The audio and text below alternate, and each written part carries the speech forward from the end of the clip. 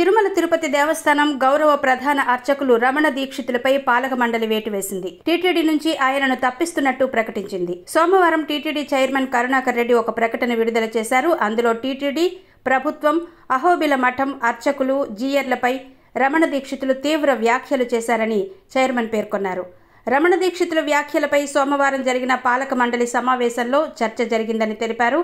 టీటీడీపై రమణ దీక్షితులు చేసిన వ్యాఖ్యల తీవ్రతపై చర్చించిన సభ్యులు ఆయనపై చర్యలు తీసుకోవాలని నిర్ణయించినట్టు వివరించారు. పాలక మండలి నిర్ణయం మేరకు రమణ దీక్షితులను టీటీడీ నుంచి తప్పిస్తూ ఉత్తర్వులు జారీ చేసినట్టు చైర్మన్ కరుణాకర్ రెడ్డి తెలిపారు. తిరుమలలో కొన్నేళ్లుగా అసాంఘిక కార్యకలాపాలు జరుగుతున్నాయని రమణ దీక్షితులు ఇటీవల ఆరోపించారు. ఈ ఆరోపణలకు సంబంధించిన ఆయన వీడియో సోషల్ మీడియాలో వైరల్గా మారింది. తిరుమలలో క్రిస్టియానిటీ వ్యాప్తి వేగంగా పెరిగిందని, సీఎం జగన్ క్రిస్టియన్ కావడంతో ఆలయంలోనూ ఆ మతం వ్యాపిస్తోందని రమణ దీక్షితులు ఆరోపించారు.